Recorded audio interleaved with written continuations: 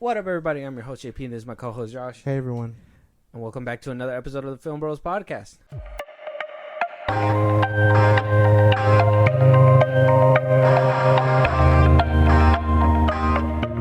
Welcome back, everybody.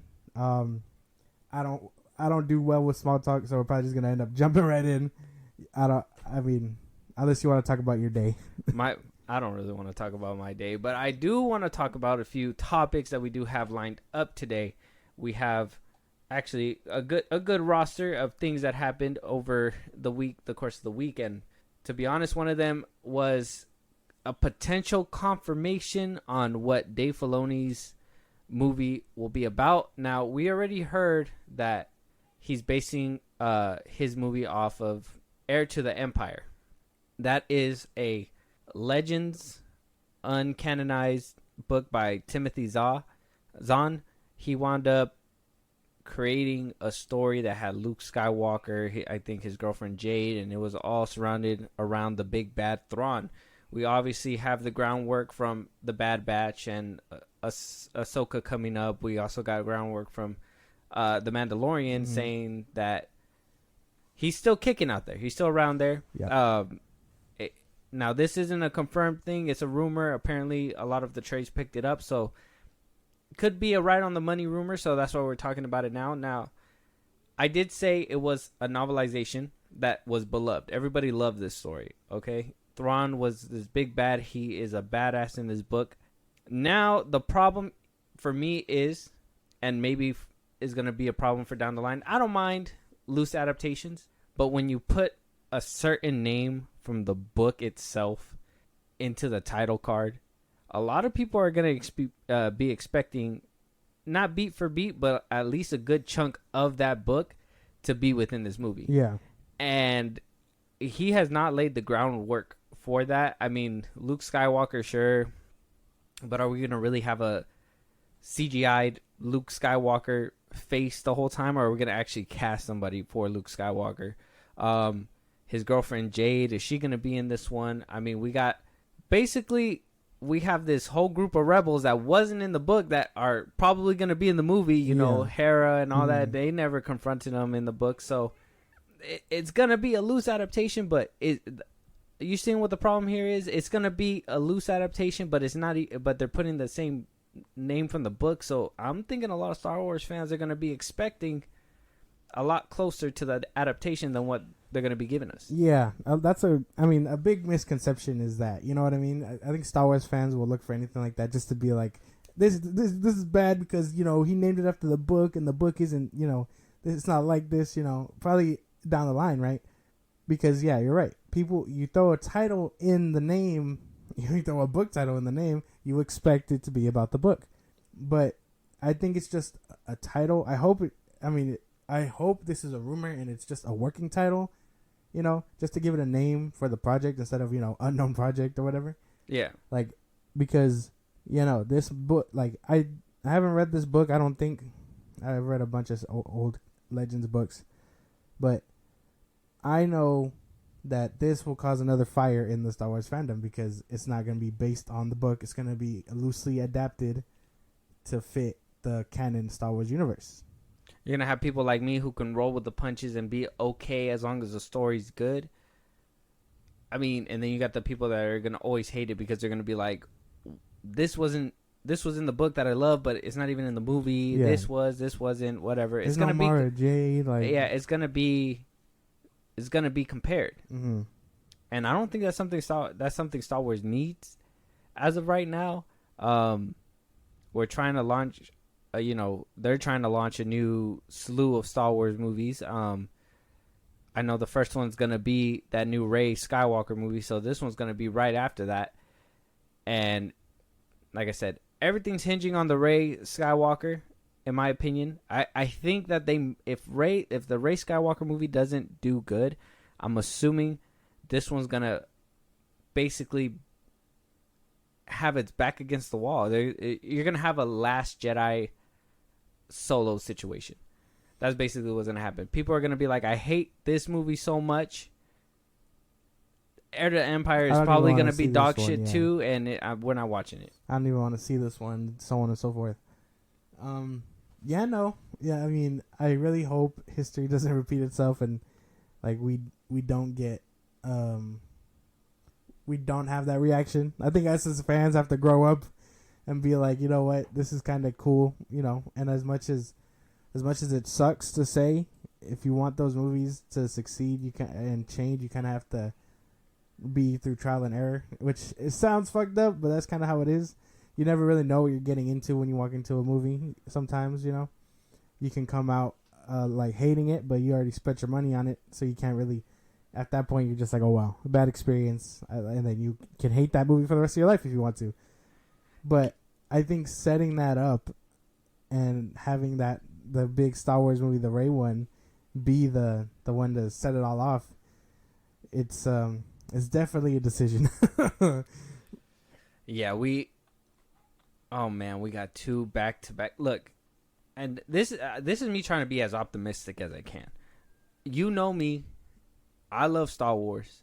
Star Wars is an amazing brand, but I'll be honest, it's been dying. It's been dying because of the fandom, and also because of decisions that are being made within, in my opinion, within Lucasfilm.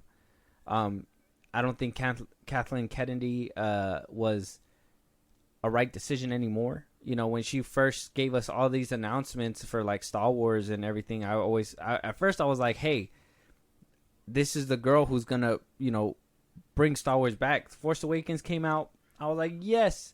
The Last Jedi, depending on what side of the fence that you are, but that's the problem. They wound up cracking the fandom in half right there. And, you know, I was like, yes, while other people were like, well, what the fuck? Rogue One came out. That one was beloved by everybody. I think everybody agrees that it's the best piece of Disney Star Wars content that we've had. And then, you know, Solo came out after The Last Jedi, and that wasn't so well received because everybody was boycotting. And then when Rise of Skywalker even ripped that shit into even more pieces because, you know, we got people who say Palpatine, Skywalker, whatever. They didn't agree with the way that they brought him back. So, and then now Kathleen Kennedy did say that there was going to be this Rian Johnson trilogy. We didn't get that. She did say that we were going to get this Rogue One movie. We didn't get that either. Mm-hmm. She did say that we are going to get these Star Wars movies, and, you know, she went back to the basics. She put some TV shows on Disney Plus that did phenomenal up until the Book of Boba Fett. And then we had another miss with, in my opinion, a miss with season 3 of The Mandalorian, which that should have been a done deal. But, you know, somehow, some way, the banana peel wound up making somebody slip over there. So I'm thinking leadership needs to switch up at Star Wars, because I don't think that these are the positions that these movies need to be put in. You know what I mean? To like, they're not even put in a position to succeed. Well, I don't know. I feel like every time we have this conversation about ownership, it goes one of two ways, you know. And I try to be open minded, and I try to think, and I'm just like, man, like I couldn't think of anyone else to take the reins and be put in that position of just like greenlighting shit and producing shit, you know. Well, I'm not saying to throw a name in the ring. Well, no, because I'm just saying Kathleen. I'm just saying, do we recognize the pattern that's happening? Oh yeah, I recognize it, but even like I'm saying, like even Kathleen worked closely with George Lucas. You know what I mean? That's why he kind of chose her to be the guy or the girl. I mean, of the, you know, the head of Star Wars and whatnot. So like I can't even fathom another person unless I know they work closely with George or Kathleen, or not even George anymore. Because I mean, I know they allow him on set and all that to overlook certain things, or maybe not overlook, but, you know, kind of gaze at his product. But if you're not working closely with Kathleen, you're kind of out the window. You know what I mean? I mean, Kathleen has been working pretty close, and it's been, like I said, a pattern of shit that's been happening. And like I said, lightning in a bottle with the first movie, The Force Awakens, first one out the gate when Disney came up with the rights. They tried to do it again, wound up cracking the bottle in half, like I said. But, and it just, after that, it was downhill. And then same thing with the TV shows. 2 seasons were good, and then we went downhill. So it's like, and then, we got good shows out of it, right? Like Andor, right? I'm completely missing out on that, but the reason why I space out on that one is because nobody talks about it. Because it was low. We got something good and people slept on it, right? Like, it seems like nobody's catching a break, but I think it's because of the way that she's handling it. So, in my opinion, at this point, I would personally say that she should not have these reigns. And, as much as I would have praised her when The Force Awakens had came out, you know what I mean? And I'm not saying she's probably a bad person. I'm just saying that maybe she's thinking at this point, like, she's overthinking her steps or something, or she's overthinking decisions that lead her into deeper problems, Yes and no. Because again, like, either she needs help, like, ordering this shit together, because waiting this long for a new movie or new movies is it is ridiculous. I'm gonna give you that. Like, backstepping so many projects because you don't want to make a step at all is worse. You know what I mean? I feel like with Solo, in Solo's case, because people were like, "Oh, boycott Solo" or whatever. Yeah. But right after Solo, we would have gotten that Kenobi movie. You know what I mean? Remember when those rumors were going around? Yeah. But because people boycotted Solo, you fucking idiots. What do you call it? They decided, no one likes these Solo outings, so we're not going to do them anymore. So Kenobi axed, whatever else was down the pipeline at that point. That wasn't the problem, though. I don't think that was the problem. The problem was the lineup that they had. They had a movie every single year, and people were getting sick of it because it was like they got sick of it because they weren't getting the Star Wars films that they expected, and that's understandable. You expected, a little bit closer to George Lucas's, vision, but then you have the people that were like, well, I like this direction that they're taking it regardless. It's the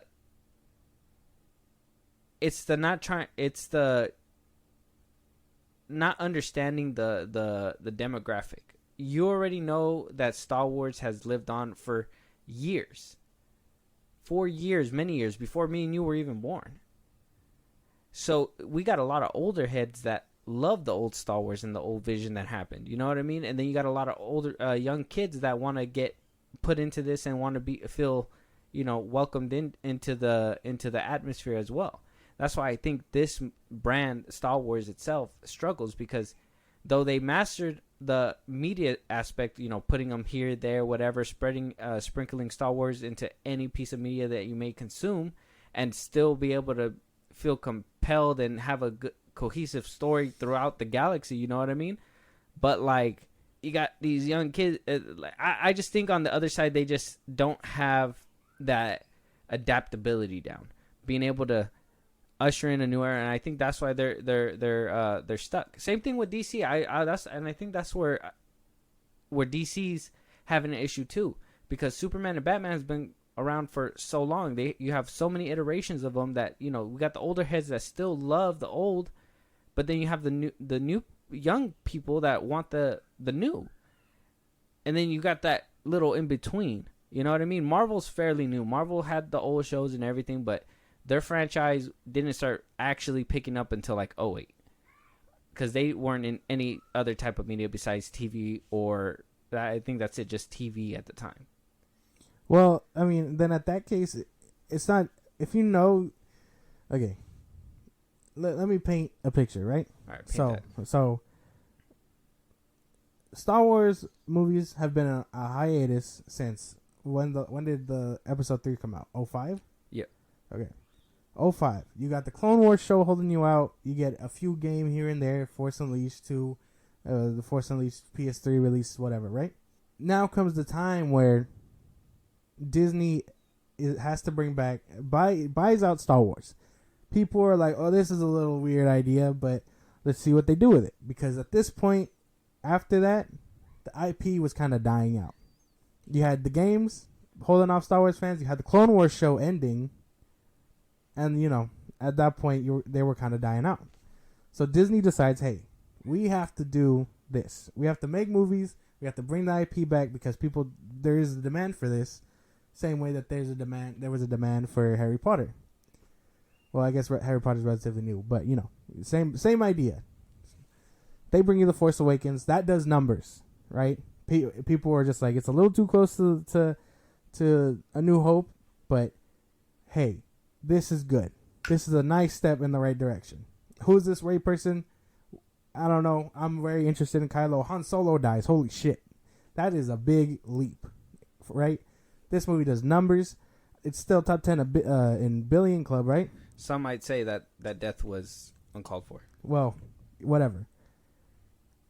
Now you have to, like you said, you have to do it again. Mm-hmm. But you're also greenlighting solo films to paint your areas between certain movies and certain stages in the big galaxy that we know. Mm-hmm. Rogue One, or does Rogue One come after The Force Awakens? No, huh? It was Force Awakens, Rogue One, The Last Jedi. So Rogue One does numbers. Yeah. And you're just like, damn, like I can't wait for The Last Jedi. Last Jedi happens. And that makes money. It made it hella money. You're still, people in the fan base are like, oh shit, this kind of gave me tremors. I don't know if I stand on this side or that side. That's not really for me to determine. I'm not going to get into it. But you shake the fandom, but the movie does numbers. So now Kathleen's just like, oh shit, like what? That was a little too different. Yeah. we were too similar with The Force Awakens. Now we're a little too different in the Last Jedi, right? Okay. So, and then Solo happens, but Solo doesn't get a sequel or another Solo outing.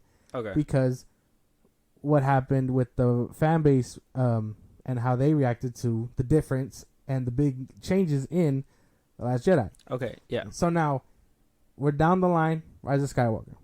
We have to talk about it. I know you don't like this film. It is what it is. This movie has to deal with not changing things, and keeping the same familiarity while also pushing the story ahead that we established 2 films ago. Kathleen has the impossible job of this, right? So she asked J.J. Abrams. Was he the right man to do it? Probably not. That's, again, up to determination. That movie still does numbers. It splits the fan base, though. So now you're scared. You're just like, damn, how do we cash in these chips? We put out shows.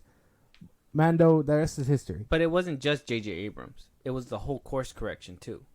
Yeah, that's what I'm saying, though. She had to hand that off to somebody to be like, they didn't like that we were too different here. But they also didn't like when we were too similar here. You know what would have fixed all this? And this is going to just... okay, what's your point? My point is that she had the impossible task, and yeah, we know she's scared, and I know banking it off a Rey movie is also a giant gamble. My thing is that she's trusting other people to also help and map it out. So she's not alone, like she kind of was when she was dealing with the first 5 movies she put out. Okay. So now we have to expect the Rey one. We have to expect this Heir to Empire one, because people do like Dave Filoni and whatnot. Right, this is Filoni's film. It is Filoni's. You see, people like Favreau and Filoni. This is Filoni's movie. You know, they're gonna... I'm sure Rebels fans are gonna eat this shit up because they like Hera and all that, right? That was a little side. That's check. depending if these shows pick up. If Ahsoka's good, and that's what I'm saying. If Ahsoka's good, if the new Rey Skywalker movie's good, and this is why I'm telling you, you have a fair point. Maybe she was in a tight spot. Maybe she was having this impossible task. You know who did it to themselves, though? Kathleen Kennedy. You know what a good boss would have done? I'm going to tell you what they would have done. They would have done what Kevin Feige did and mapped out a roadmap, had people cohesively writing these films to make sure that every single one connected good, and then produce movies. Well, they're doing that now. Hold on. Not just get the IP. Not just get the IP and be like, well, Disney wants a Star Wars movie. Let's put one out right now. They could have put one out if they really needed to rush it. And like I said, The Force Awakens, like I think the only problem that a lot of people had with it was it was too similar of The New Hope. See? And then they killed Han. See? But look, it didn't throw anybody off. They understood why it needed to happen, but they would have loved to have kept them, but they understood at the time. That's what I'm saying. The Force Awakens was fine. I feel like that one played it safe and gave you that change that it was digestible, that people were able to be like, okay, The Force Awakens, cool. But during that time when they were writing that movie, or when they were premiering this movie, they should have been writing for 2 and 3 and not jump directors midway that were changing the story. I mean, by the time Rise of Skywalker came around, Colin Trevorrow was signed to that movie. Not even J.J. Abrams. But because they didn't like his direction, they went with J.J. Abrams, which was the safe bet because The Force Awakens was the safest movie of the sequels. But if she would have just planned it out like it was supposed to be, I feel like things would have changed and things would have been better. But she didn't, and that's her fault. I think her bed's made at this point, and I think this next topic right here, just so we're not just on Star Wars all the time when it comes to Kathleen Kennedy, is one of the premiere movies that aired during the Cannes Festival, and that was Indiana Jones and the Dial of Destiny. Okay. Now, Kathleen Kennedy put all her chips on this movie. James Mangold was on there, all right? He reshaped Wolverine and gave us this fitting ending, right? Mangold is also set to direct one of the next Star Wars movies, about the first Jedi. That one's going to come later on. He's going to be doing Swamp Thing for DC over there. Yeah. He's a good director. Mm-hmm. You can't argue with him. Okay. But when Indiana Jones and the Dial of Destiny decides to premiere itself 2 months ahead of regular release to be at a festival where top tier critics are there, and it comes out with terrible reviews left and right, that tells you how bad of a job Kathleen Kennedy is doing. Read the article because I'm having a tough time. Okay, so, I'm having a tough time so over here. I'm just going off the Hollywood Reporter. There's a bunch of articles out there with different reviews, but I'm going off the Hollywood Reporters. This one says, Indiana Jones and the Dial of Destiny review, Harrison Ford cracks the whip one last time in a final chapter, short on both thrills and fun. They go down and they say that the film feels like it's written by a committee. It's a sweet blast of pure nostalgia in the closing scene. A non-stop pacing might sound ideal, but it's mostly an exhausting slog. Gives an explicit throwback and nods. Yeah, it's bad. They say the CGI is good. They say the CG backgrounds are bad. Yeah, it's bad reviews. There's other. I think there's a place over here. IGN gave it a 4. It's actually so bad that right now on Rotten Tomatoes is at a 52% rotten. God damn. They got critic ones right here. So there's some nice ones that say it counts as sort of a compliment to say that James Mangold's film, until a gleefully absurd ending, plays like just another episode in a quirky, unpretentious romp.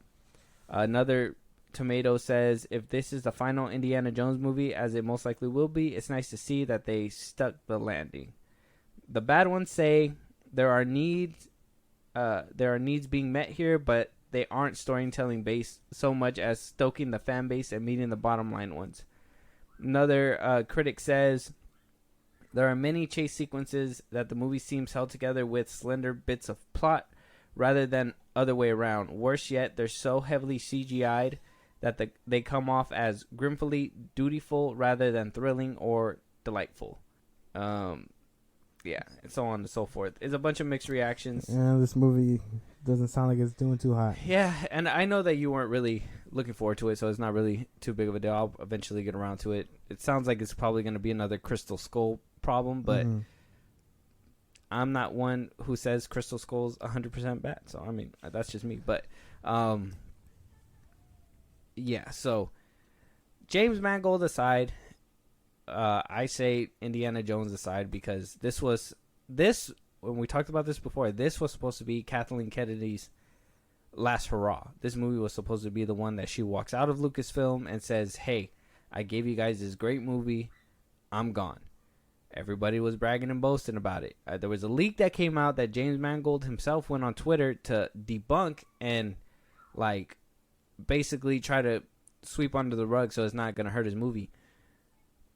Now the movie's hurt because it came out at the Cannes Festival and just was not the mark that it needed to hit.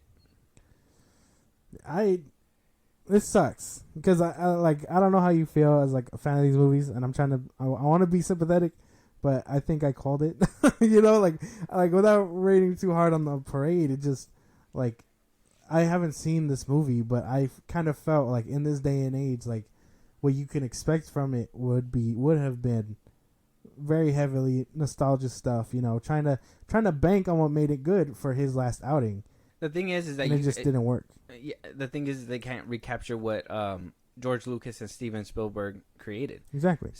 I feel like George Lucas brought that weirdness, and Spielberg brought like that horror aspect that he does with himself, and really mashed it up together. I think IGN said it because I just told y'all they gave it a 4. I've never seen that before. Yeah. They gave it a 4, and then they said that like he can't recapture what Spielberg did, and I'm just like that is probably a good way to put it. You know what I mean? Yeah, you can't. You can only try to recapture what was left there, but unless the original guys come back, unless they brought George Lucas and Spielberg back, yeah, that's when you're gonna get the same thing, the same like greatness that you got.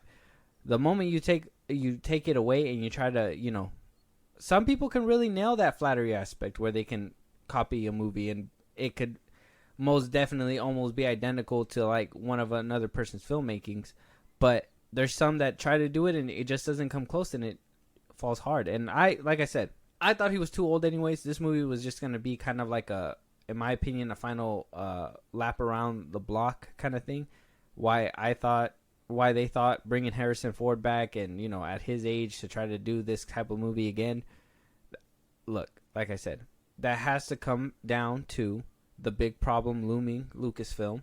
And in my opinion, at this point, I got to point my finger at Kathleen Kennedy. I can't even say that it's not her. At first I defended her like you, but at this point in like what's going on right now, looking at the map, yeah, at this point I just think people are connecting the dots to her, but I just think it's time that she sees the door. Maybe. I don't know, because I think because as much as I want to believe those rumors that like she was banking on this movie to be out and stuff, I don't know. I think we would have started hearing rumors about like who would be next, around that time, but we haven't heard that either. I don't think she's leaving anytime soon, and those rumors kind of set her up to be like, and if she would have and she kept that on the wraps, then all right. But at that point now, she has to tell that person she chose to take her place, like, hey, sorry, this movie did bad, but you're not getting that promotion. You know what I mean? Like, and I would think that that's bad. I would think Bob Iger should go over to Lucasfilm personally as the head of Disney and tell her, you know what, this is your final straw. You need to pack your things and with the reins looking like he's giving Kevin and the MCU. You would think he would have a say in Star Wars too, but like I don't know. The way George Lucas and Disney kind of made the deal was that Lucasfilm was going to be its own like identity kind of thing. Oh, like how DC is with WB. And like they were just going to be able to make their own decisions. Yeah, they got to answer to the higher ups about green lights or whatever, but everything greenlit is under their umbrella. And that's where I think that they should come in and say, that's fine. You can pick your next successor if you guys want to, but this one has to go because this one's not producing what Disney needs. And I honestly, at this point in time, I would say trash her. Maybe. I don't know. It's not really my say, but I know she is the one kind of, while she is giving, and I can't wait for Bad Batch season 3 and all these other good shit. Like, she did take a lot away. Like, when you look at what she took away, she took a lot. You know what I mean? Like, not like I know she said that Kevin Feige's movie never came into fruition. I doubt that. Probably for press reasons. She was like, no, nothing ever came about it. We didn't even talk. I'm sure she took it back, and and then backpedaled. she didn't want to give Ryan Johnson because of his controversial movie, you know. So that's when she was just like, no. And then, well, when W84 came out, when WW84, she just looked at like Patty Jenkins and was like, you know what I mean? Like, you know how, and I know. I'm just going to bring this one time around real quick just to see if we can squeeze a little bit more out of this Star Wars conversation. But you want to know how bad Rise of Skywalker was? You want to? Hold on, wait for it. You want to know how? You just don't like this movie. Listen. You want to know how bad it is, and you know how dumb of a calculated move it was? That they are spending about 3 to 4 shows, maybe a movie, maybe a 5th show, to try to explain how Palpatine fucking came back, bro. That is such dog shit. It's ridiculous. The fact that we're wasting screen time for these characters to do something better and cooler, and maybe something that's more threatening out there, we have to stick to these parameters because we still need to explain why Palpatine came back. And guess what? Spoiler alert, they got a little closer with it with season 3. If you guys haven't seen that Mandalorian season, I still think it's one of the worst ones yet, but hey, there it is. It's there. Go watch it. But that is how bad Rise of Skywalker was, is that they have to literally go out of their way to explain why that movie exists. And I dropped the mic. I'm trying to think. because this is some shit, man. Like, you're trying to argue it back or what? No, because like there's no way. I'm not gonna let you just do that to me. That's fucking, because you could totally say the same thing about the Clone Wars and what they did with. We're not talking about the Clone Wars. But that's the era. You want to talk about eras lasting too long. Favreau loves the Clone Wars, man. He'll spend hella on explaining where the fuck this little clone was who showed up in that one arc throughout the whole shit, just to be like, oh, this is where they're at now during the Empire days and whatnot. Don't give me that shit. They've been expanding on the universe all the time. They have to do it a little extra for the sequels and Palpatine. That is not. But That's if you not. Were That's not the to same connect thing. the dots to be like, hey, we understand cloning. They set that up prior. We know Palpatine was in charge for past 20 years before the Empire. Like, it all connects. Like, that doesn't give me the anything. Clone Wars stuff is a completely different thing. They added context to the Clone Wars that was happening between the 3 years of Revenge of the Sith and between Attack of the Clones and Revenge of the Sith. That is completely different. They were just adding more human element to the clones. That is completely different. They did not try to retcon anything. They didn't try to they just try to add a little bit more depth to some of the character arcs that were within the movies, and that's it. They are literally trying to explain to us how Palpatine came back within media instead of just giving us a Palpatine solo series. At this point, just might as well do that. Give us a Palpatine solo series where they show you what kind of evil shit he was doing during Return of the Jedi and Empire Strikes Back. That was kind of setting up this whole cloning thing. That would have been one show, one thing, and they could have explained everything. But instead, they're trying so hard to try to keep to continuity that they wrote themselves in, that they're fucking up the rest of the shows, and it's ridiculous. Oh my goodness. You look, fuck the spoiler. If you guys haven't seen Mandalorian season 3 yet, It's been months. Moff Gideon cloning himself to try to have Force abilities. You know how fucking stupid? Okay, I understand cloning, and maybe him cloning, him being like, if his like mentality was, oh, let me go and try to clone more of me so I can have my own Moff Gideon army, I would have understood that even more than him trying to be like, I'm just trying to give myself force power, so I'm going to create a whole nother human being that's like me to give myself force powers. That's how fucking ridiculous it is, man. It's like, bro, if Rise of Skywalker was never made, it would have been so much better for Star Wars at this point. But it's just, you could see the shit that they're trying to do to try to connect it and make it into something bigger. Which, if you want to bring up Clone Wars, Filoni did that with one show. George Lucas and Filoni did that with one show in the span of 7 seasons. Whereas this explanation for Rise of Skywalker is taken about, like I said, 4, maybe 5 shows and a movie. And I mic drop again. No. Because you keep doing that, makes me laugh. No, I think it's different, and I'm kind of over the conversation already.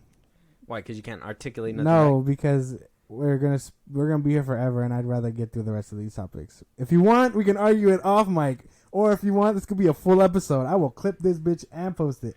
But I am not. I am done indulging in this conversation about Star Wars with you right now. Okay. Well, that's another bone to pick on another day. Okay. But speaking of the Cannes Festival, we did have another hiccup that happened, and that's with Brie Larson. Now, oh fuck, this is something that I will defend 100%. What you do? Well, all right. So at the Cannes Festival, she was asked a question and singled out. It was about Johnny Depp's and Amber Heard's case. Now, Johnny Depp has a movie called Oh, it's a French movie. It's a French movie, yeah. We It's talked called about it. Yeah, the other day. It's called, it was right here a second ago. Gian de Dubarry. That's what the movie's called. It wound up being one of the headliners for the Cannes Festival. It opened the Cannes Festival, basically. And so They saw it? yeah, they saw the movie. Now it wasn't part of, because Brie Larson, I believe Paul Dano and a few others are part of the committee to judge the movies at the festival. Yeah. And basically present the winner. Mm-hmm. Now, a lot of people ran with the story that Johnny Depp's movie was one for the running, but it actually isn't. So we can put our minds at ease with that one. But I'm going to show you the clip real quick, and then we'll give context to what he asked her. Okay. As a sort of outspoken and very vocal advocate for Time's Up and Me Too, I'm curious how you feel about Johnny Depp's film opening the festival, and do you plan to see it? You're asking me that? Yes.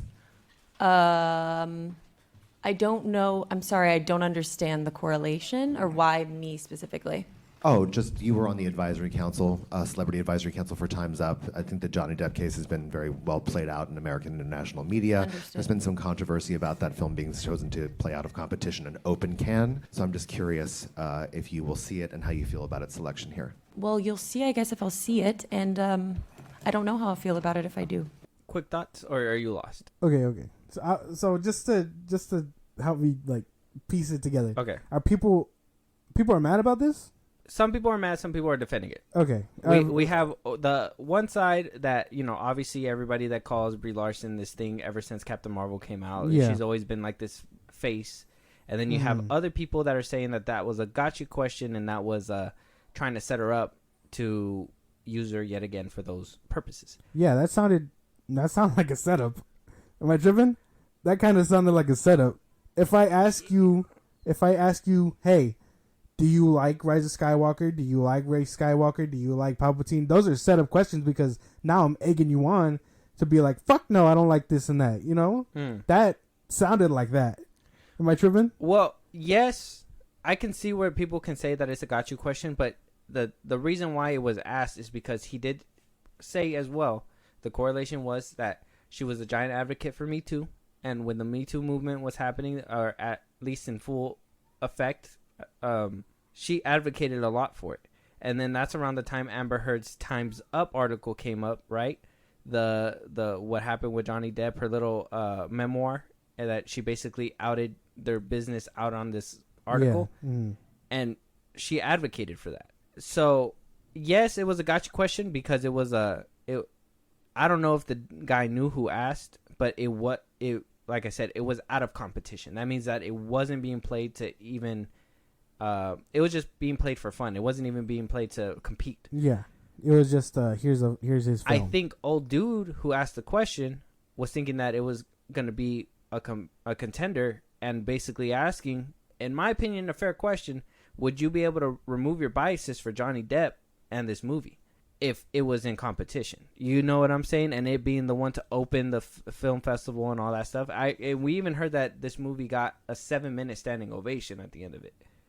So, and a lot of people thought it was crazy that he's already coming back in movies because Amber Heard hasn't, but he's the one who won the case. That's that's Amber's personal shit. If she wants to move to Paris or whatever the fuck to raise her baby, that is her. Yeah. If Johnny wants to move on with his life and act, that's up to him.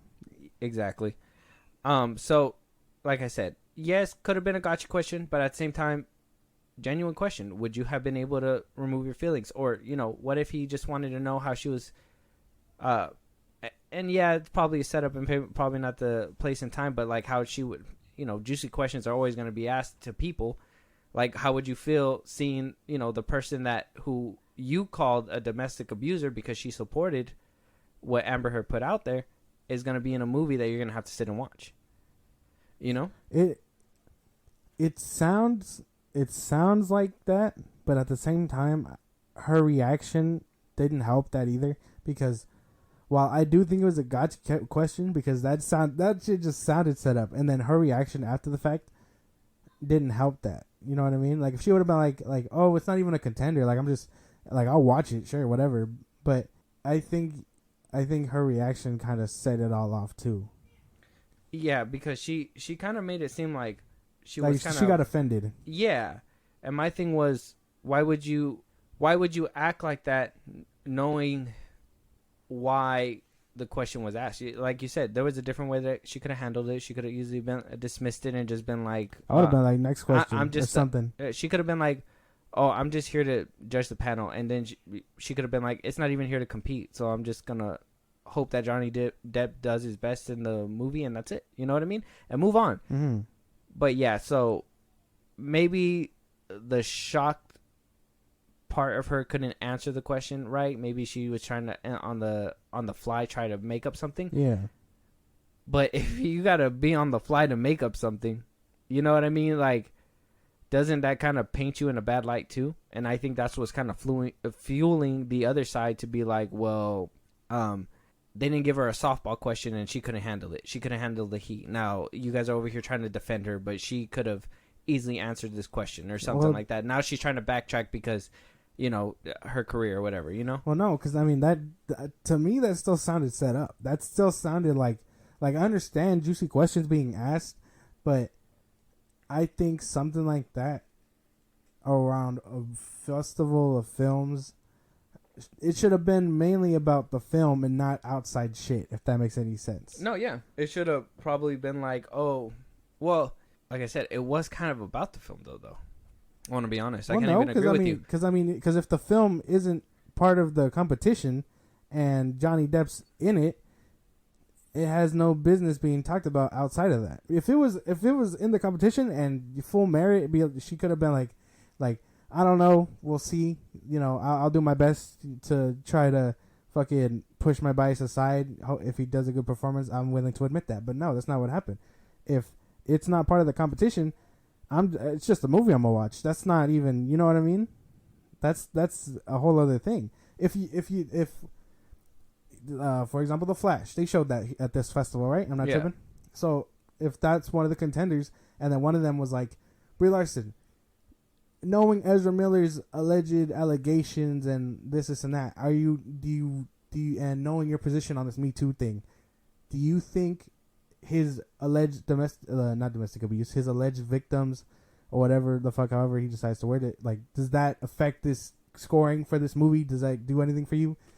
Then she could have been like, I don't know, while his allegations outside of the film are just that, allegations, and she answers it however the fuck she wants. But it's still the same because it's fitting.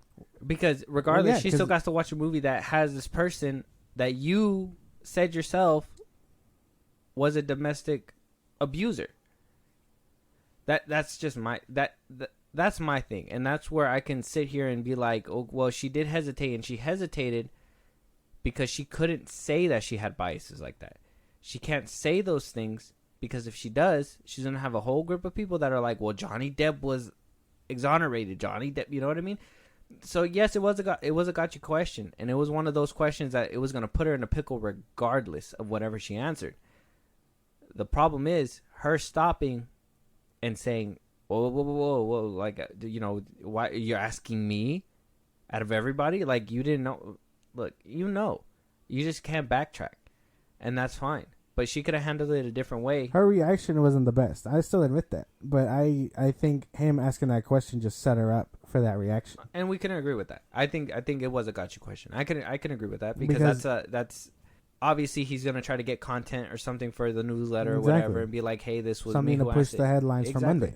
So it was a gotcha question, but it's making more waves than what it needs to because she couldn't just answer the question. That's just Hollywood. That's just Hollywood media, man. Like, I can't, like, because it sounded set up, but again, her reaction to that setup wasn't the best either. She could have just been like you said, oh, this film isn't even part of that. I'm gonna just watch it, all my thoughts get to be kept to myself, And then if she watches the movie and out loud, she goes, Johnny Depp's an abuser, and then, ruins the movie for everybody. She just stands up in the middle of the movie, or like when the credits start rolling. It fucking sucked. Like, you know what I mean? Like that's different, but I get it. Like her I reaction said, just doesn't help. I can agree with you to an extent, and yeah, I guess we can both agree it was a gotcha question, and her reaction didn't help with the problem. Exactly. So because like again, like I know I used Star Wars earlier, but if you ask me something about the Suicide Squad or James Gunn, trying to get a reaction out of me, and I give you a negative reaction, you set me up with the question to give me that bad reaction. No, you're right. I get that. Exactly. Well, with reactions just running amok right now, another reactive thing that did happen as well, and this is all because of the strike, comes from two fronts. One of them is coming from Disney, saying that season 4 would have to delay the start of production due to the Writers Guild strike that is happening. So another show is biting the dust. Hitting hard. So hard that other TV stations are actually struggling and are trying to figure out as much reality TV that they can put out. One of them decided to dust off the old books, and that's Fox, bringing back Gordon Ramsay's Kitchen Nightmares after 10 years being off the air. God damn. They try to bring back unscripted TV again just so they could survive, and even push this show forward to have a late 23 release date, early 24 release date. Gordon. My man, Gordon. My boy saw an opening and said, I am there with another TV show. Now, this show ended back in, I believe, 2013, around there. Hasn't been around for a while.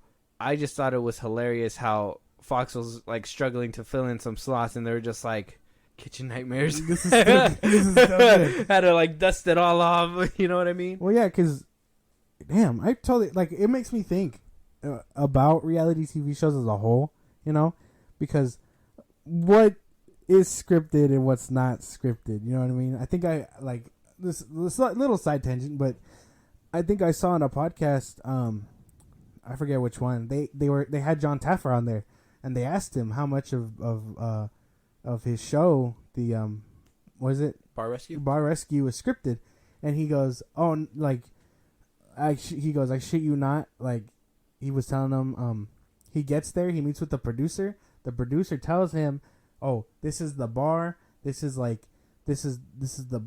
bar, this is the owner, this is how much they're in debt, so on and so forth, go. And then the cameras start rolling, and then that's when he has to start off the top of his head, like, rolling himself. So I guess it's not as scripted as I thought it would. I thought in my head for the longest time, like, these bars were being made up. Oh, okay. They're like the bars in the kitchens and, these shows. I thought it was all fake. I thought they were just getting actors, randos who would be here one episode out the next until they decide, hey, let's do a retelling of this bar and see how far they got and, so on and so forth. Or if they do trash, those episodes where they come and revisit. I thought that was the case, but no, they're real people and it's not actually scripted. So it fuels my idea of like, that's crazy. You know what I mean? Like, that's crazy. Well, yeah, because like I thought reality TV show was scripted, but a lot of it isn't scripted. Yeah, and some of it is, some of it can be. If it's a dry episode, well, I want to say when it comes to like these shows, like cooking shows and maybe some reality shows like Jersey Shore and stuff like that, but they obviously amp up the way that they would usually act in order for TV and stuff like that. And I think that's how they get a lot of good content with all these unscripted shows, is that, when somebody's in front of a camera, they're gonna act a little bit more uppity, or they're gonna be a little bit more shy. You know what I mean? And usually the uppity ones are the ones that are entertaining, and that's when things get very interesting. I always thought Jersey Shore was scripted. No, it was never scripted, but I think the first 2 seasons when they first came out, I think they even said like they would never do half the stuff that they did or whatever, and then with that they would just do mostly everything and just act crazy because of the TV show. And then eventually that just became their personality. I mean, once you get rich, that is who you are. Yeah, you know, yeah. when you're poor, that's not who you are, unless you're a degenerate going to jail all the time. You know what I mean? But like, when you got TV cameras rolling, you could be that person. And then once you get enough money, you can forever be that person. So then, like, what? Okay, now I'm trying to differentiate reality shows and scripted shows. Or would a show like Would it well like the Scared Straight shows, are those scripted? Are those not reality TV? That would be reality TV, yeah. So those aren't scripted. Non-scripted. They just actually bring in cameras into prisons and Yeah. that's fucking crazy. You didn't know that? No. Have you seen I thought they was all scripted. Have you seen 60 Days in Jail? I think you showed me a few episodes. That one's really good. That one's unscripted too. Yeah, you're gonna see a lot of unscripted TV show pop up. I think they even greenlit Cops to come back after it was gone. Damn. So Cops is gonna be coming back too, Yeah, because Cops. it's unscripted as Yeah. well. So you're gonna see a lot of reality TV shows coming in because the guild strike is still happening. I wonder how ridiculousness is gonna. That show's been on MTV. I hear he pays for that airtime. You know what I mean? And they cycle through that show 24 hours. I was about to say, MTV is just ridiculousness TV. That's right. There is no MTV that's anymore. right. He pays for that. Rob Dyrdek, did you know that? He pays for that. He pays to fill up 24 hours of screen time? Mm. That boy, MTV is allowing this? Well, yeah, because That's bad. That's bad ownership, in my It opinion. renews his show, and then at the same time, like, people watch ridiculousness. I'm sorry, this boy just made a handmade fucking chili cheese sandwich. And that looks so good. What are you talking about, bro? I was watching this because there's a little screen right here that he just made Well, that's crazy. I didn't know a lot of the reality chili bean TV. sandwich. No, not the sandwich. I was talking about reality. I'm talking about what we're talking about. Yeah, Fuck the sandwich. My bad. But like, I never knew how much of reality TV shows were actually scripted versus unscripted, because for the longest time, like I thought Bar Rescue was scripted. I think the most scripted that it probably gets, they'll probably see something. They'll probably see the scene at the end of the day and be like, that one was too dry, edit it out. And then, or if they're like, hey, if you can come out a little bit more angry or something, come out a little bit more angry. Oh man, like yeah, because like if you guys don't watch Bar Rescue, John Taffer likes to throw plates of food and shit, and it made me think, like, if it's scripted, someone has to clean that shit up. And I think also too, Gordon Ramsay's Kitchen Nightmares, I think that one's the most unscripted you can get, because, and same thing with John Taffer, because if you got motherfuckers yelling at you like that, you're not gonna hold your cool, and you're not gonna be able to, you know what I mean? Like, I think that's how they get the genuine reactions that they get, because they're getting yelled at all the fucking time. I'm just saying, if Gordon Ramsay ever yells at me like that, man, I know he got security hanging around. And especially like if he in the case of well, I guess both of them, because they both eat kind of trashy food in their shows, like they wouldn't be forcing themselves to scarf down bad food. You know what I mean? Oh yeah, no. And then you can see in a lot of Kitchen Nightmares, or the old episodes, that boy spit out a lot of food. Yeah. Like, he would spit it out. He'd be like, no, oh, no. Like, he threw up, I think, at one point. I'm just like, damn. Yeah. You got to be a bad cook to make Gordon Ramsay throw up, bro. So, yeah, we're getting a lot of reality TV shows coming out pretty soon. So, they renew the Jersey Shore. Say goodbye to all of your guys' scripted TV shows, because, yeah, that's not going to be a thing for a while. Until at least the strike lets up. And a lot of people are thinking it's going to hold over the summer. It's not a lot. Apparently, we don't know the details about it, and I'll just kind of put it in here now because it's not too much. But apparently, everybody's agreeing except for Netflix, because the way Netflix wants things done, that it would have to restructure basically the way that writers have been doing things for a while. It'll basically restructure everything. Well, that one, like, I think we covered that, right? Netflix likes the revolving door of writers. Exactly. So that's the problem that they're stuck on. So I guess other people are saying yes, but Netflix is the one who's saying no. So we'll have to wait and see with that one. Good luck to them, bro. It is hot. It is getting hot. Especially in LA. Well, in LA is probably it's a little cooler there, but I'd imagine you'd still feel it, you know. Yeah. Well, they got a lot of support too. Yeah, they got a lot of people coming out bringing them waters. You know what they did too? You know how like people were picketing the front lines and stuff like that? They literally started calling the cops and putting ordinance signs in front of the buildings and stuff, saying like if you honk too loud, you're causing a disturbance, stuff like that. If you're doing whatever, if you guys are all blocking this path, that you're causing a disturbance. So they're shit's getting serious out there. It's gonna get messy. It's gonna get messy. But moving on though, we got word and confirmation that Tron 3 found a location and got a filming date. They're gonna be pretty soon here, filming in Vancouver on July 3rd, 2023, getting the third Tron film off the ground. So we had the first one back in 1982. I had the second one, Tron Legacy, in 2010. That one was kind of split in half. Some people hated it. Some people loved it. Some people did not like Jeff Bridges being de-aged throughout the whole movie. I didn't mind it. I loved these movies. So hearing the third one's coming down the pipeline now, some people might be on the fence because Morbius himself or Jared Leto is going to be in this movie, and he has not been the best name as of lately. He used to be. He fucking used to be this guy. I don't think he ever was. No. I think he came out in Blade Runner and people really loved him in that one. And I think after that they tried to really make him a name with the Suicide Squad, and it's just he has not stuck. And it's always because it's always a 50-50 perception with him. And it's so weird because even in the Gucci movie, some people loved his portrayal and some people thought it was weak. I think more people loved it in that one. The Joker, some people hated it, some people loved it. In Morbius, people fucking hated that shit. You know what I mean? So it's very mucky waters with this guy. I think the one movie inconsistent. I think the one movie that kind of cements him as an actor for me is it'll be Mr. Nobody. Mm-hmm. Like if you guys are listening to this and you want to see a good movie, just to give you perspective on Jared Leto's range as an actor, and a good, honestly, my opinion is one of the first like multiverse movies kind of thing. Different choices, different outcomes type shit. Yeah, if you're into that shit, if you ate up everywhere and everything all at once, you'll love this one. Yeah, and Jared Leto gives up. Yeah, he does 100%. Really good. So check that one out, Mr. Nobody. But back to this, right?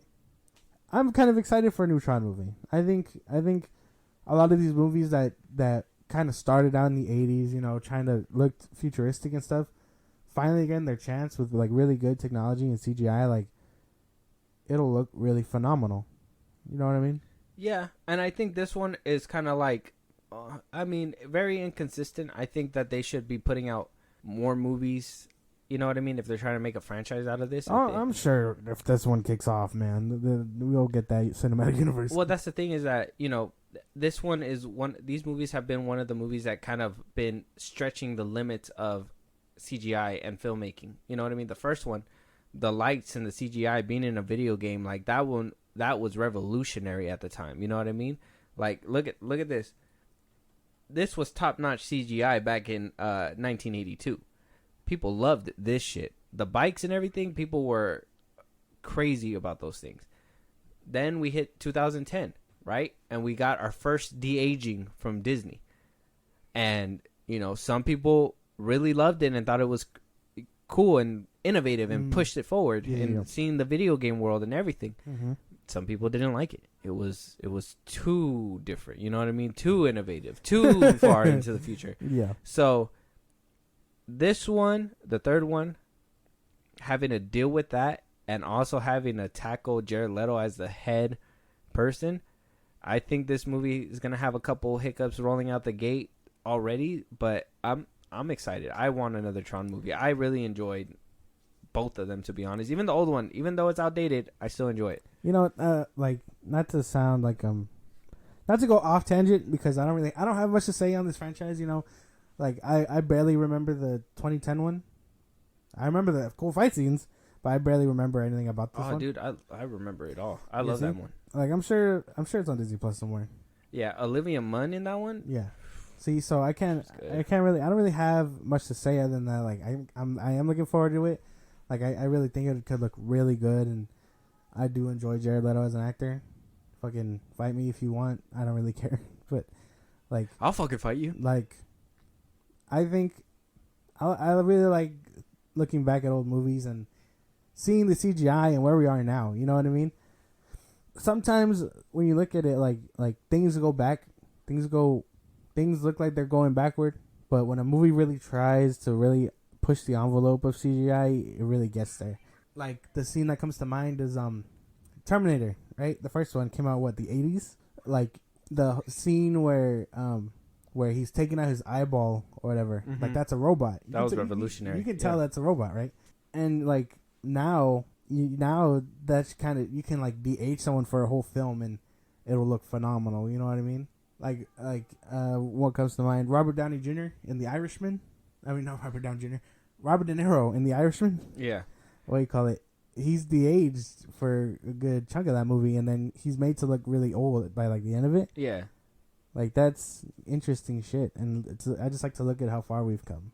That's nice. It's good. I just don't like it when they use it heavy. I will say in the second Tron they did kind of use it kind of heavy, and it, for the time that it was probably like, yeah, this is a good idea, but looking back, it doesn't age 100% too well. But they took a leap. They took a chance. They're taking another chance, and I'm hoping this one really helps kick off that franchise, because Tron 3 has been in limbo forever. I know after the 2010 one, it was supposed to come out, and the third one was supposed to come out back in like 2014 or something like that, but that one got pushed back and pushed back and pushed back. Now here we are, almost 10 years down the line, and we haven't even got a sequel to the sequel. So I'm hoping that this one really does do the trick and kickstarts that franchise for this.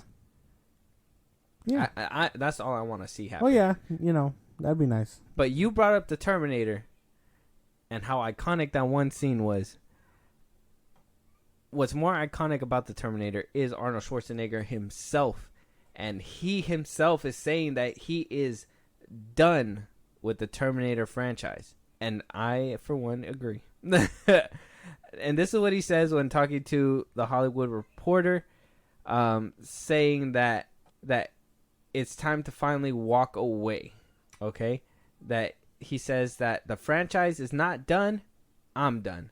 I got the message loud and clear that the world wants to move on with a different theme when it comes to the Terminator. He goes ahead and says, someone has to come up with a great idea. The Terminator was largely responsible for my success, so I always would look at it very fondly. The first 3 movies were great. Number 4, I was not in because I was the governor. Then 5 and 6 didn't come close. Didn't close the deal as far as I'm concerned. We knew that ahead of time because they were just not well written. Well, hold up now, Arnold. Give me a wait. Wait, Arnold, hold on. The first 3? Did you see the third one? It had cool moments, but it wasn't good. That one was kind of shit. I remember the John Connor in that one. I thought he was kind of I don't know. How a 10-year-old boy does it better in the second one than a grown-ass man, I don't know. You know what I mean? The correlation the math ain't mathing. Hot take, Arnold Schwarzenegger is the reason why this franchise didn't work. Hold on. Wait, what the fuck? No, wait, hold on. No, yep. Unpause. What the fuck? Nope, yep. What do you mean? Nope, yep. Want me to elaborate? He's the fucking guy. Yeah, no. Without Terminator, where would we be? I don't disagree, but I think he ruined the franchise. Well, then what do you mean? Okay. So, the first one, understandable. That he should have been there. I think he did phenomenal. Groundbreaking work as the Terminator, in my opinion. The second one, I thought it was kind of weird that they bring back the same robot to save John Connor, but hey, it made for a compelling story. It showed you that they can be very destructive, but also very useful to humanity if necessary. That movie made me cry. Yeah, that movie's great. I love the second one. Universally, I think everybody can agree that James Cameron really stepped up in the second one. Yeah. Capturing that lightning in a bottle twice. Now, the third one comes along. we twice. That's a coincidence. Third time is repeatery. I didn't really enjoy the third one because as they were trying to upgrade the Terminators, they should have upgraded and changed with the times with a different actor. Instead of bringing Arnold Schwarzenegger back for the third one, though he was the iconic face for it, they could have made other Terminators that could have made it the same type of status if they would have used the right actor. You know what I mean? So with the third one, fine, okay, it came out to being what it was, a fitting close for what I would think Arnold's story. The fourth one came out. In my opinion, I loved it. I loved the fourth one. I thought it was great. A war movie, a war Terminator movie, fucking that concept alone makes me fucking, you know, like that's fucking sick. Great. And then here comes the fifth one, right? The need for Arnold to come back, knowing damn well he's aged out of the role. And he's talking about being written well. Well, we have to write a way and a reason that you're old now. Shouldn't we save time and not do that? I think you're getting too mixed up. Why? 5? Genesis? That's old man. Really? No, that's Dark Fate. No? But he's also an old man in Genesis too. He's a lot older. Oh, well, I didn't. He's not young in that one anymore. Oh well, full disclosure, I did not finish Genesis. Okay, well he's older. He's an older Terminator. See, in that I didn't one know. I didn't know he was in there because we have to write why you're old, and then here comes Dark Fate again. Yeah. Again, we got to explain why you're old and why you're still around in this universe. You know what I'm saying? If you want something well written, let's go ahead and write a story. And if we got to change Arnold Schwarzenegger because he's, he is that guy who brought this franchise to the point that it's at. But at the same time, you got to think he's also the person that brought the franchise to the point that it's at now. You know what I mean? It got up to the high highs with him. He just needed to learn to let go and understand that they can do better with different actors and different casts. Yeah. Instead of him. Okay. What was the necessary reason for him to shit on Terminator 4? What was the necessary reason for him to do that? He just wasn't in it. Because he just wasn't in it. He was crying that he wasn't in it. Exactly. Yeah. Instead of boosting it up and being like, this was a good direction, people come out and see it, he shot on it for what? Kind of ruined its chance, Like when you get the OG actor to be like, this movie fucking sucks. Yeah. Because I'm not in it. Like that kind of ruins it. Like that's like, that is like the Rock level type of fucking. Which he did make an appearance. They used his likeness, technically. Yeah. So he was in it. I mean. But he didn't say a fucking thing. Yeah. And he was young and CGI. Yeah. But he was in it. Very ripped. Yeah. Yeah. But I swear they didn't use him from the first movie. They used him in his bodybuilding days. Exactly. They were just like, a little too young. Yeah. but like that would have been. I think that would have been fine. You know what I mean? Like that's a little nod to be like, hey, we know this is Arnold's baby. Here's a homage with a Terminator that looks fucking like him, right? And that's it. You don't need him to say anything. I'll be back. Whatever the fuck. I did not see Genesis. I refuse to see Genesis. I know everything that goes on in that fucking movie. I just refuse to see it. I think John Connor revealing himself to be a fucking Terminator kind of stupidest shit I've ever heard. And then the fact that they changed Christian Bale for him was a big misstep. For real. I'm like, where the fuck? You know what I mean? Like, I feel like if they would have picked up and they continued, it would have made sense. Keep the stupid plotline of him being a Terminator out of that shit, but make it make sense with keep Christian Bale. And the worst part is that they revealed that shit in the trailer with Genesis. Exactly. That's the worst part. So what the fuck? And then them over here with Dark Fate bragging and boasting that John Connor was going to come back. Even the original actor saying that he was going to be in the movie and he just gets popped in the beginning of the movie. It's like, man, that's a setup for failure too. Because he was, Arnold Schwarzenegger was really bragging and boasting about that. Like, he's going to be in this movie too. Yeah. And when people saw the movie, they were like, is that it? He was in there for 2 seconds? How early did they shoot him in the fucking face? In Dark Fate? Oh, I thought you were still talking about Genesis. My fault. No, and John Connor dies in the beginning of Dark Fate. Yeah, he dies. Yeah, and that was a problem.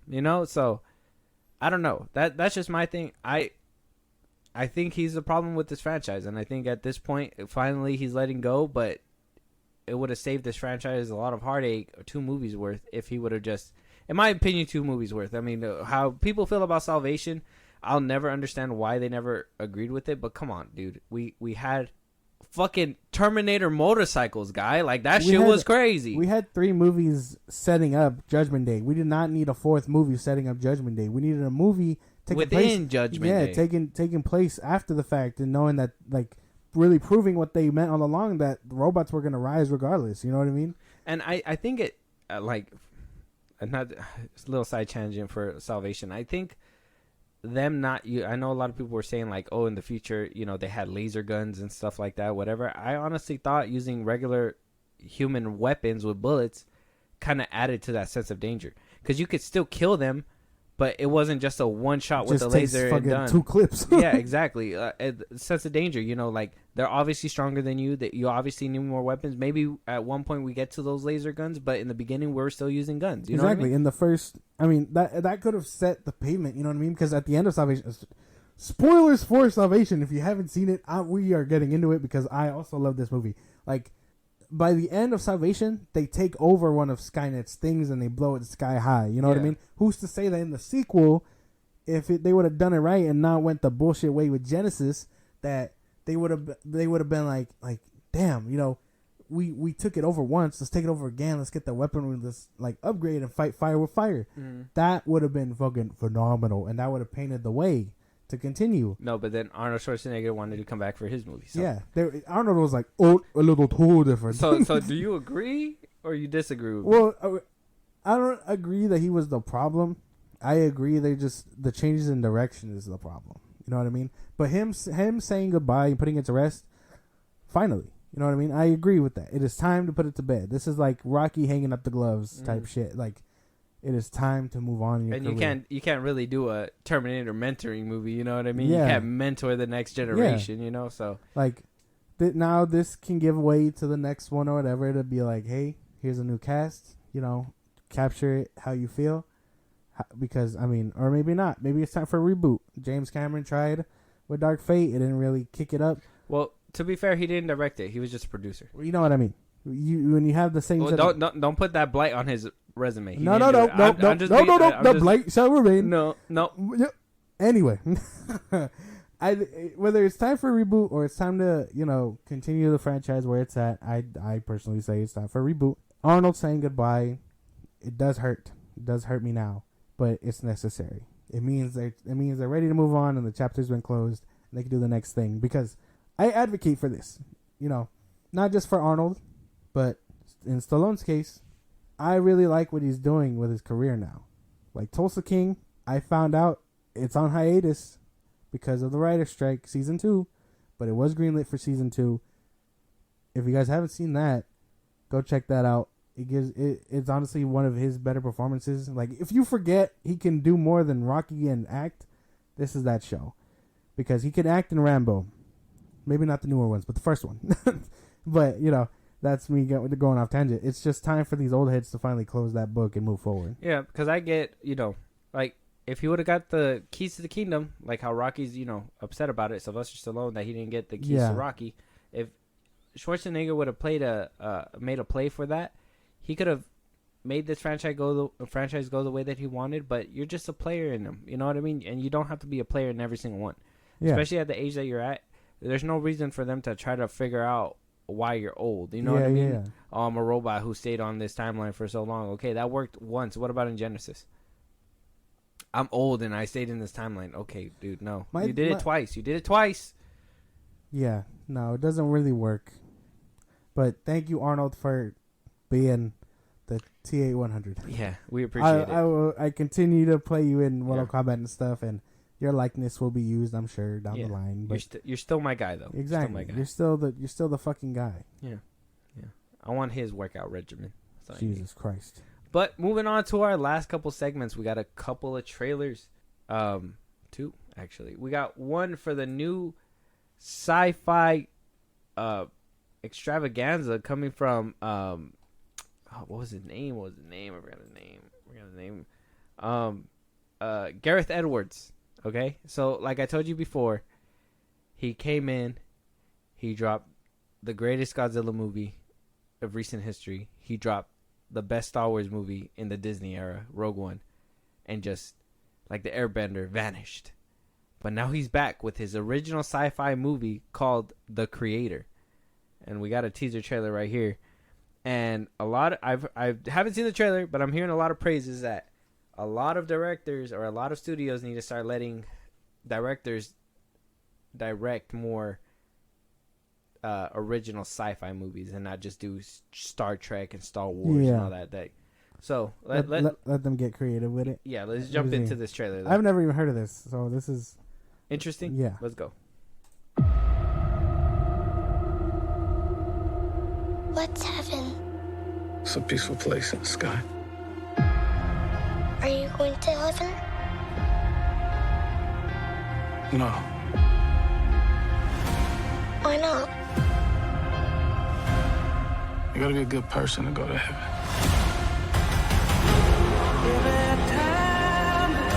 10 years ago today, the artificial intelligence created to protect us detonated a nuclear warhead in Los Angeles.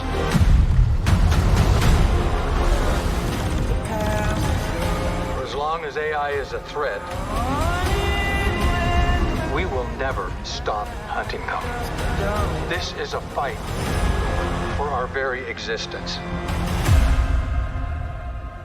Whatever's in there, they're sure worried about someone getting in. Yeah, they're getting out.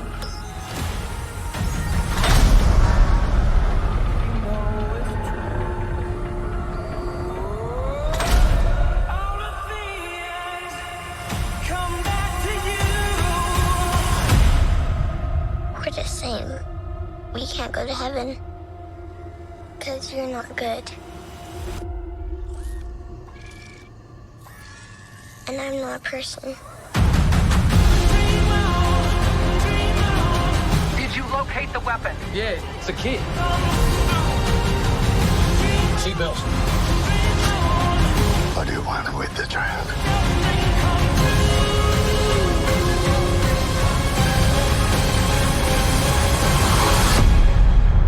We are this close to winning the war.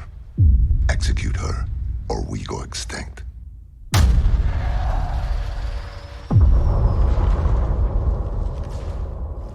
They're coming to get me.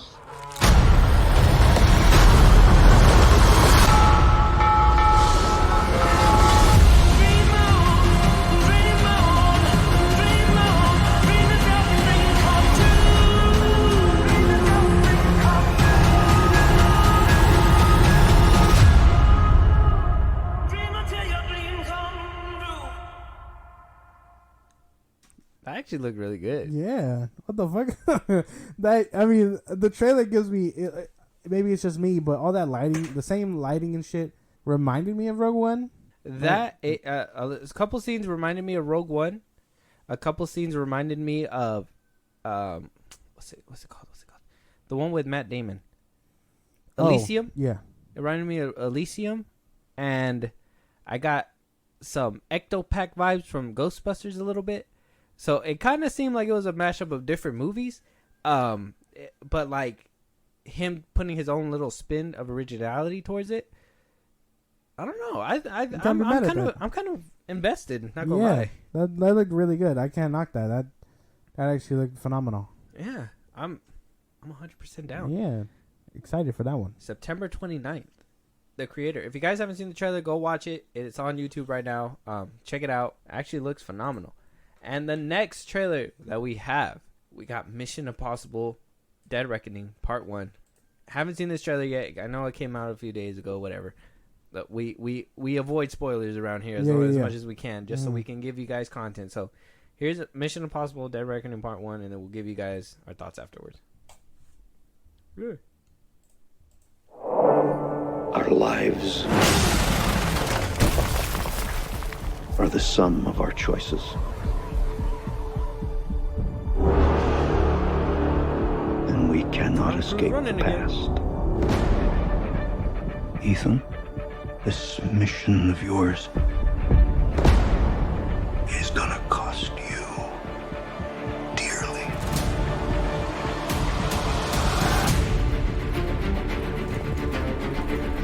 The world is changing. Truth is vanishing. War is coming. It's been a long time, friend. You've no idea the power I represent. It knows your story and how it ends.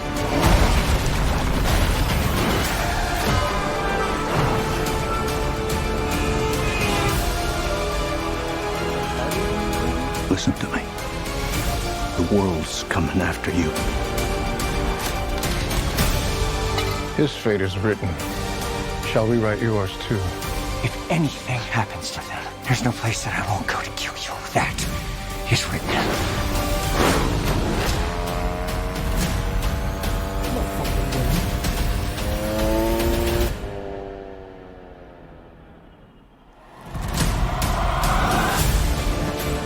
Ethan, what's your objective? That was real. He did that. What's your ultimate objective?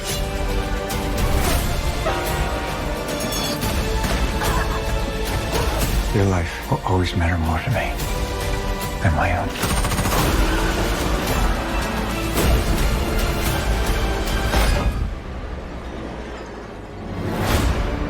None of our lives can matter more than this mission. I don't accept that.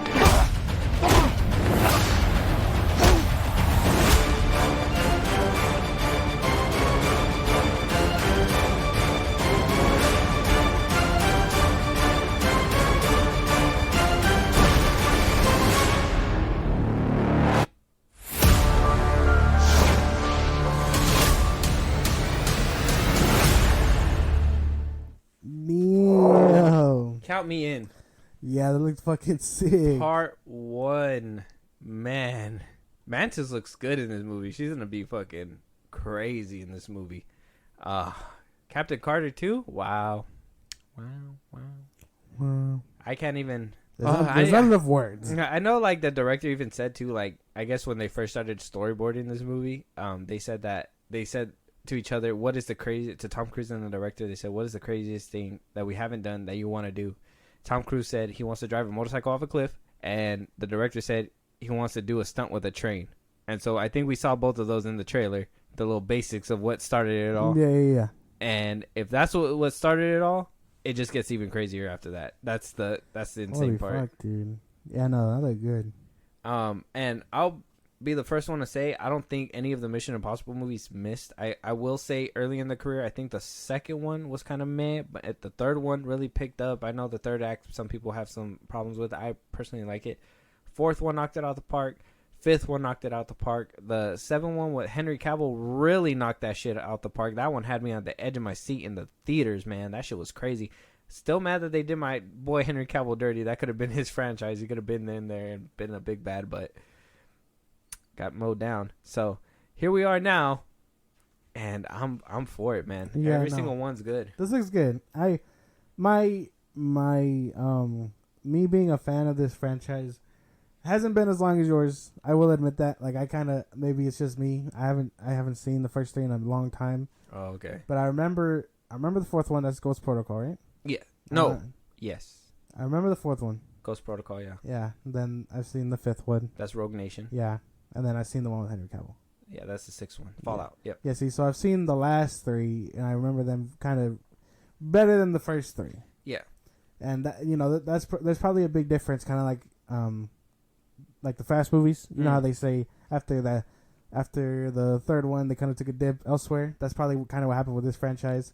They kind of upped it in a different direction because how many last missions can there be? You know what I mean? With this one, if we compare it to the Fast franchise, they basically did what the Fast franchise couldn't, and that's up the ante without getting too outrageous. They were able to do it. No, okay. I think Mission Impossible was able to do it because since the first one was like we'll probably get around to watching them next as you haven't seen them, but the first one's basically like your typical heist, right? That one's like your typical CIA movie, and the second one kind of tries to up it, but just that I think that's the one that couldn't find its footing. Like, it was trying to figure out where that reality line was, in my opinion. And the third one, they really knocked it out the park and found its footing. I think they knew that what they had was a spy thriller, and the best thing Tom Cruise said was that if you can keep people interested and on the edge of their seats, they will come back over and over again. And I feel like since the third one, that one kept you on the edge of your seat. The fourth one kept you on the edge of your seat. Fifth one, sixth one. I kid you not. There is not one theater that I sat in during one of these movies where I was just like, oh my fuck, is this the one where he bites the dust? Like, I never think like he's not going to, I always think he's not going to walk out because I'm like, is this his final? Now that we know that we're getting to the final, I'm just like, man, what the fuck? I know how I'm going to be in the theater. And that's me yelling like, no, either no. Man, don't be in the theater with me when I'm in there. I'm going crazy for this movie. Well, yeah, it does look good. I will say that. And I'm so interested in this. This is a fucking phenomenal movie. Can't wait. But with that is gonna be, if you guys want to see the trailer, it's Mission Impossible Dead Reckoning Part 1 on YouTube. Go check it out. It's a phenomenal trailer. Can't wait for the new movie. If there's any topics on here that we haven't discussed yet, something that we should have said but we didn't, a movie that you guys want us to review, something you want us to react to, Josh, let them know where they can let us know. Twitter, TikTok, Instagram. We post when new episodes are out. You can hit us up there for anything you want us to cover. Twitter, TikTok, and Instagram at FilmBros Podcast. If you want to listen to us on the go, Spotify and anywhere else you get your podcasts. We're on a couple more platforms than just Apple and Spotify now. So go check us out there at FilmBros Podcast. If you want to support us, Buzzsprout, you guys can subscribe to our little channel, I guess you can call it. It's all in our bios on the platforms I talked about before. Instagram, Twitter, and TikTok. And then when it's all said and done, subscribe to our YouTube at FilmBros Podcast. And with that being said, we'll talk to you guys on the next one. Talk to you guys later.